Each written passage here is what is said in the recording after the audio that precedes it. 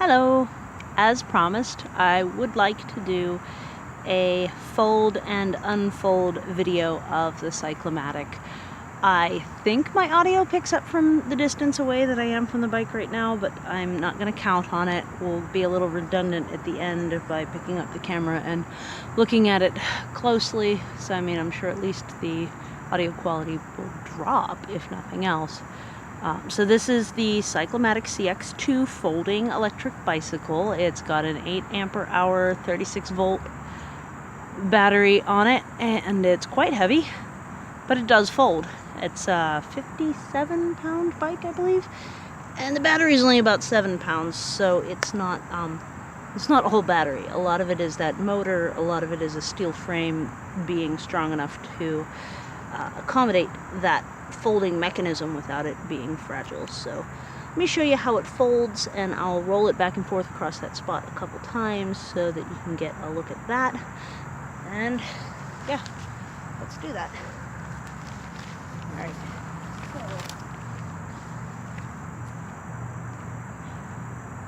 the first step is usually the handlebars.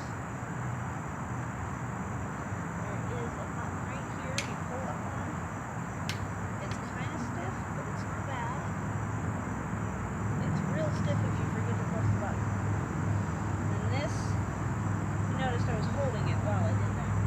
This drops down on the side. I'm going to roll this forward. I do have the kickstand up still. It helps. Then these squeeze and fold.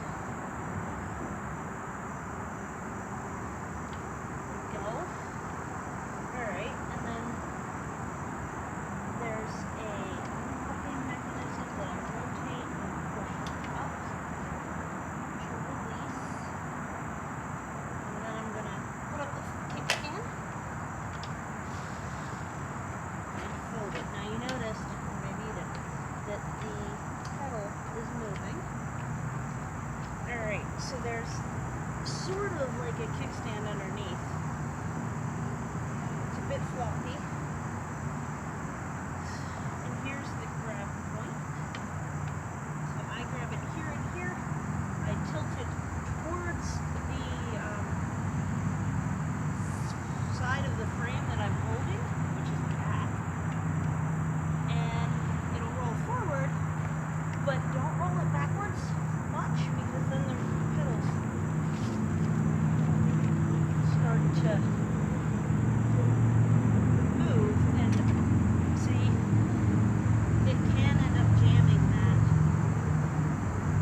or making it hard to go back up, which is the thing. So then let's put it back up together.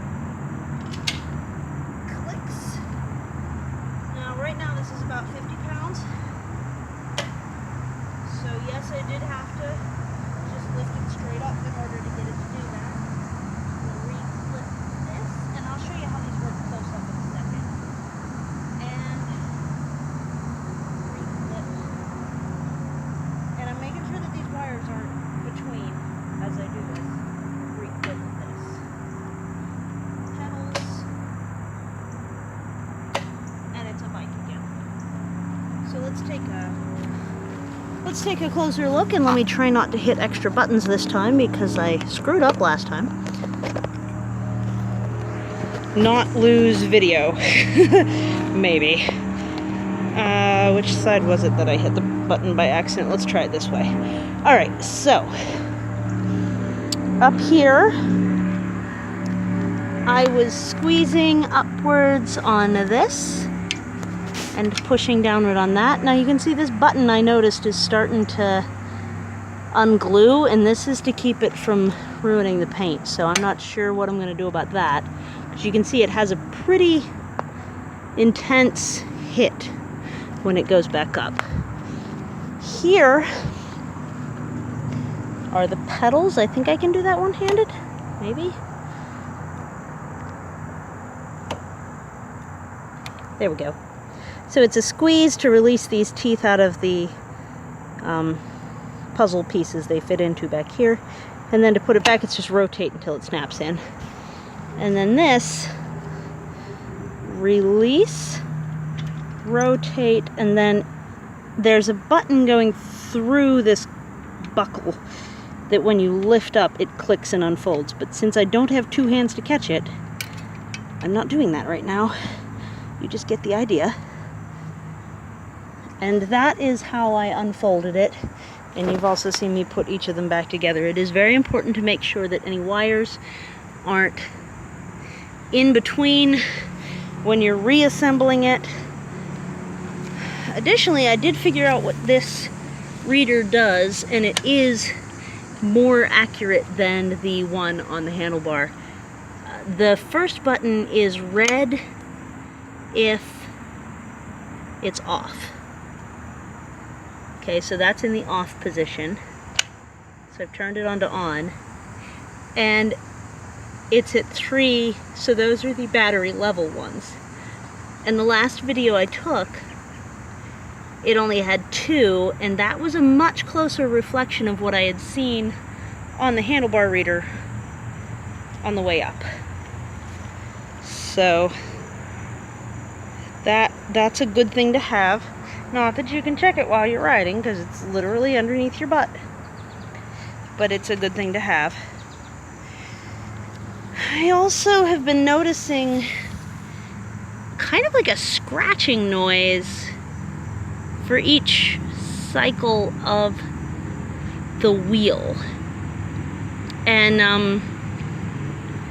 not sure what's causing that.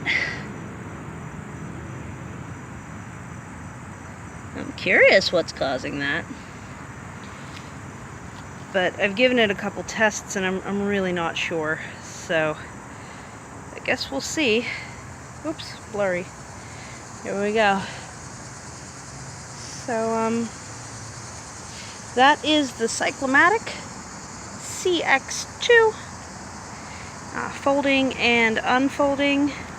And to keep in mind that it does not cooperate with a quick release pannier bag, so that it does require an additional, more involved step if you're going to have saddlebags and be carrying things or have something clamped on top. If you have something narrow clamped on top, you'll be fine, because you could just leave it. But if you have the saddlebags like I had, they do need to be fully removed before attempting to fold, because they'll be really in the way. You can't just leave them on. So that is folding, and a very brief demonstration on rolling it, and I hope you're having a good weekend. Bye!